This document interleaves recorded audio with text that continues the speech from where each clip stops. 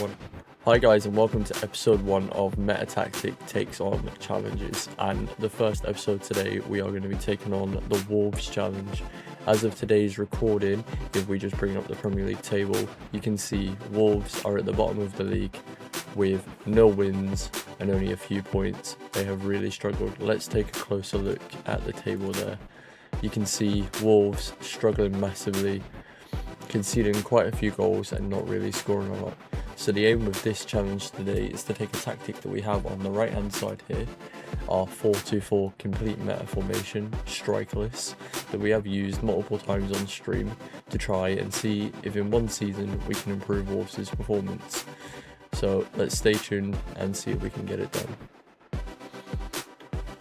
So the first thing we're going to look at is the current Wolves starting 11 with the formation in place. We can see obviously significant player Strand Larsen probably have to somehow feature in the team.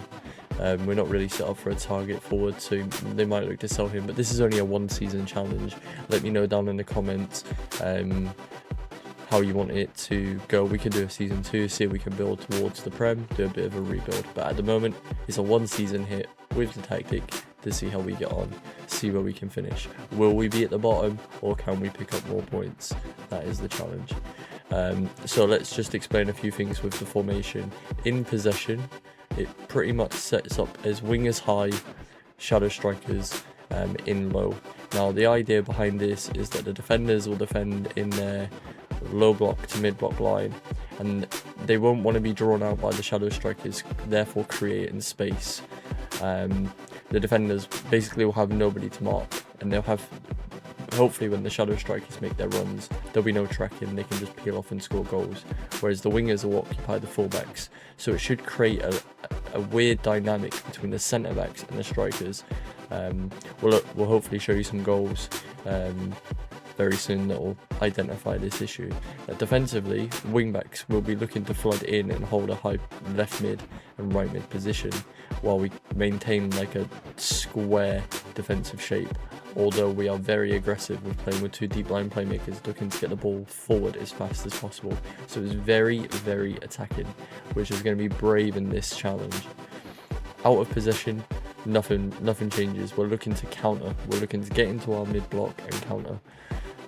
So again, we just changed the DM so they sit a little bit to retain and tackle, and then again wingers high and wide, and then the shadow strikers dropping in as attacking mid. We're just looking to hold that 4 high line high.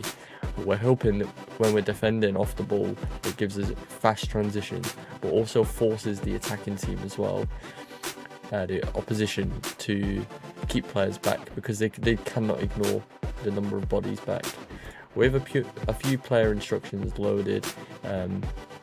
If we want to dribble more, make more runs, we want to get to the byline for crosses. Getting to the byline for crosses is just going to allow the strikers to make them blind runs off the centre backs a little bit more. So both wingers having the byline crosses. Again, the full tactic will be in the description for the video, but you can see we don't actually, for some reason, actually set up here. But yeah, byline, and then forward runs. Table risk, don't know why there wasn't set up there, and then deep line playmaker. So that is the tactic. This is the team that's going to be loaded into play. Let's tune back in and see how things go. Just as a brief onto the side here, this formation on stream, twitch.tv/BydanGameZone, or you can check out our TikTok and YouTube streams almost every day. This formation has been absolutely cooking up a storm in the Celtic saves, the Brechin save in Hungary, German league save, which I'm not going to mention because you'll be seeing very soon. But also in the comments, let me know any challenges right now, any teams that might be struggling that you want to see me throw this tactic at, just to test it, let me know. So I'll be back with season results. Right guys, welcome back. So season 1 is over with Wolves, using the meta formation and the current 11. Like I say, we weren't focusing on the in-game objectives set by the club, which probably would have been to finish and stay in the league, things like that. We were focusing on what was happening in real life and if we could use our meta tactic to have any effect on that. So remember, I showed you before, Wolves were currently bottom of the Premier League with no wins, and I think 2 points from 2 draws, and they were struggling to score goals and were conceding a lot of goals. So we're obviously the 29th of May now, season is finished. Strand Larsen played very little games, so we're obviously without our best player. He just didn't fit into the system, so we couldn't play him. We had to play best as what we have. So if we go first to the actual Premier League table to see the outcome overall after 38 games, what a performance, chat. What a performance, guys. We have literally locked in and got a 7th place finish. We will be in Europe for season 2. 18 wins, 8 draws, 12 losses, scoring 71 and conceding 51. So quite a mixed bag of performances there in terms of overall. I can say we're quite happy with that, considering we didn't sign a single player. We used the current squad that was there. We didn't use our best player, who was a striker, and we still scored 71 goals. Just left ourselves with a good goal difference, and it looks like we've got quite a bit of a gap. Like we were well and truly top half, so we were well and truly top 8. So let's dive in and have a look at some of the key performances. So if we go right back to the start of the season, obviously our friendlies did as well. We started off, what an incredible start to the season. Players fairly new to the new system, taking point against Man City. Then we run into some amazing results. Bournemouth, beating Bournemouth. Good cup win against Barnsley. Couple of draws start to appear. Maybe the players are still getting used to the formation, but we stuck with it. We did unfortunately get knocked out of the Carabao Cup on penalties. These things can happen in cup competitions. Then we started to get a few up and down results, sort of what you would expect. Beating Leeds, drawing with Spurs away, pretty good draw that, to be fair. Losing at home to Brighton, not the best. Then we have a good couple of games here in October. Beating Sunderland 5-0, beating Barnsley 3-0. These are the sort of results that we were starting to think, oh, we're definitely going to stay up now. And we had a little bit of a tricky one. We got maybe ahead of ourselves. Fulham and Chelsea beating us. But we fought back, and we went on a run of 4 games into December that really set us up well. Beating Crystal Palace 2-0, drawing with Villa away 2-2, which is a hard venue to go to. Then we had a couple of home games which really set us up well. Nottingham Forest at home, Manchester United at home, beating them, fantastic. And we look at Arsenal away, tricky game, losing that. Liverpool away, went on to win the league, tricky. But we're beating Brentford, we're beating Man United again. So beat Man United twice in the same month. As you can see, we're sort of up and down. It seems like the tricky away venues we're struggling at, but we're doing well at home, and that's keeping us going. But the teams that you'd expect us to be challenging with down the bottom, we're beating. So for a first season, this is exactly what we'd kind of want to see, implying a new tactic with no signings and not using the best player. So you can see, now what we want to look at is for example, what's happening in the game when we're playing and winning 4-0. You can see not even dominating large parts of the ball. The formation is not about, oh, we've got loads of control of the ball. It's what we do with the ball. That's what the formation is built on. How effective can we be with the ball? And you can see this, 32% possession, plenty of shots, almost all of them on target, very high number of them are on target. XG is extremely high. Clear-cut chances, restricting them to no clear-cut chances, despite the fact they've got 70% of the ball. So we're defending so well. Again, not a lot of passes being completed. Discipline, very good. We are completing a lot of fouls, but they're more fouls in terms of, oh, let's recover position. So the team will break on us, we make a foul, we recover position from it. Sort of the thing you would see from like a Barcelona team or a current Man City team. So that's how we would expect it to see. Now let's go to more of a 3-0 against Chelsea. Bit more of the ball.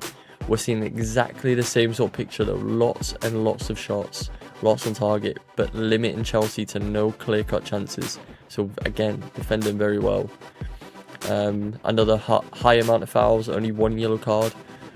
So putting in some big big performances, but you can see that the tactics working well. We don't need a lot of the ball to create a lot of chances and score a lot of goals. There's a clear plan when they get the ball. So let's go to one of the 1-0 away wins. You can see here, interesting. Crystal Palace at home, very strong team defensively. Possession is almost like end-to-end. Shots, they really dominated the game in terms of shots, but again, limiting them to chances. We managed to steal a 1-0 win, pretty much stealing a 1-0 win just by being efficient in the game. So fair play to the team here. Fair play, because even when it's not going their own way, we still find a way to score goals. Now let's have a look at the Man United game at Old Trafford. Again, interesting to see, not a lot of the ball, similar amount of shots, more of our shots on target, creating a lot of corners, not as many passes, a lot of fouls. We're committing a lot of fouls, but this will also be down to the fact that our level of play is a lot lower than the opposition we're playing against, but it's working in a way that we're restricting teams to chances just by committing little fouls. Okay, now we're going to have a look at the data hub just to see where we are versus the rest of the league. So key findings. So we're performing above level. So performing pretty well, close to average statistically. Scores a high number of non-penalty expected goals per 90 minutes. So we're not relying on set pieces.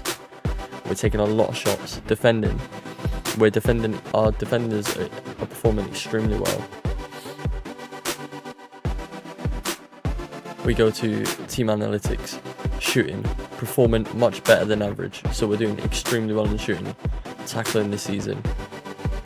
Again, performing well. We're performing well in the key areas, lots of key areas. General performance, you can see a lot. Passing is high, goals is high, goals from non-expected, conceded quite low. Shots and tackles is really high. Like we're performing well across the pitch. Player analytics, again, this is where we're going to look at to see where we can really improve into next season. Attackers, assists, we need to look at maybe attackers for the second season with a bit more vision. Goalkeepers, can we maybe improve our goalkeeping to maybe restrict as many goals conceded? So maybe 2 areas to look at, a bit more vision and a higher quality of goalkeeper. We do have money to spend, we have not spent a lot of money.